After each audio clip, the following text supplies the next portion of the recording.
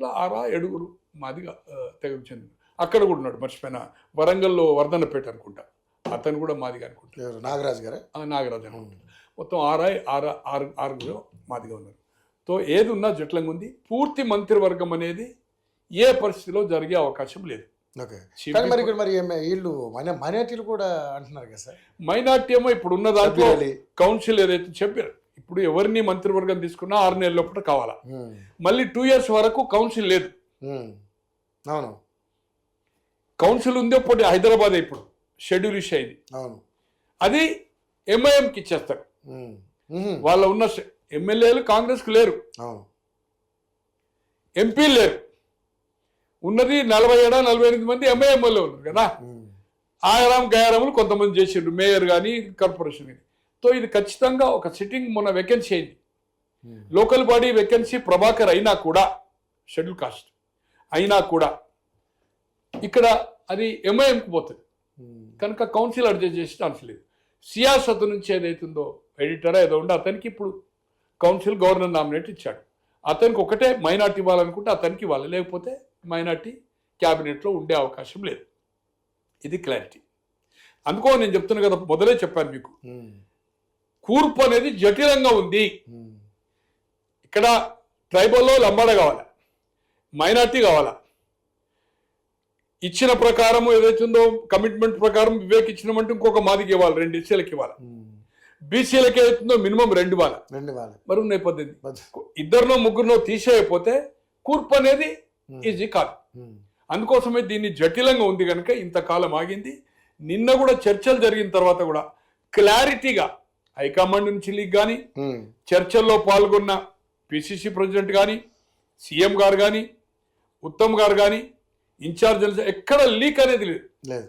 పలు పత్రికల్లో, పలు ఛానల్లో పలు పేర్లు వస్తున్నాయి, కానీ ఏదైతుందో ఏది అక్యురేట్గా రావడం లేదు. ఏదేమైనా 4 మాత్రమే చేరితారు. ఒక 100% శ్రీహరి అనేవాడు మాత్రం ఖచ్చితంగా గ్యారెంటీ ఇంక్లూడ్ అవుతాడు.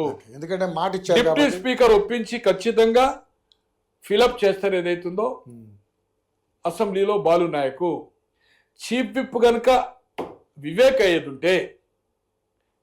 అయ్యేదుంటే కాపు రిప్రజెంటేషన్ ఉండదు, ఐజే విప్గా ఉంటాడు. వివేక్ మంత్రి అయితే ప్రేమ్ సాగర్ అయ్యే అవకాశం లేదు. ప్రేమ్ సాగర్ మంత్రి అయితే వివేక్ చీఫ్ విప్ అవుతాడు.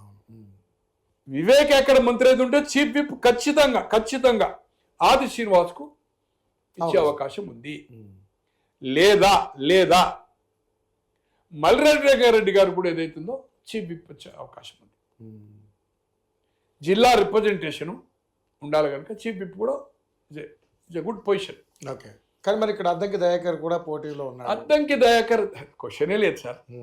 మాలా ఏ కేటగిరీలో వస్తుంది సార్? అంతే, అదే కానీ ఆయన కూడా ఆశిస్తున్నాడు. 2014 నుంచి కొట్లాడుతా ఉన్నాను సార్. 2 సార్లు అవకాశం వచ్చింది, వస్తేనే టికెట్ వచ్చింది. కాంగ్రెస్ లో నీ కంట్రిబ్యూషన్ లేదు, టీవీలో చర్చలో వస్తున్నాడు, దాంట్లో అనుమానం లేదు, పార్టీని డిఫెండ్ చేసిండు, నీకు ఆల్రెడీ పెద్దల సభలు ఇచ్చిండు. That is the more. మంత్రి అనేది ఏదైతుందో సృష్టి, కొంత మీడియాకు రావడం వల్ల మీడియా అటాచ్మెంట్ తోటి వాళ్ళు అడగడము, ఏమో రావచ్చు అనడం. కానీ there is no chance at all.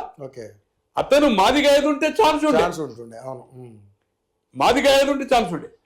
Talent లో దాంట్లో తక్కువ ఏం కాదు, you can manage it. But సమీకరణలో ఈ కులగణ ఇష్యూ, మాదిగా మాల ఇష్యూ వచ్చింది, బీసీలు వచ్చింది, ఇవన్నీ ఇష్యూస్ ఏదైతుందో పెద్ద ఎత్తున ఉద్యమము అసెంబ్లీలో చేసి కేంద్రానికి పంపుతున్నారు. ఇవి అమలు చేయకపోతే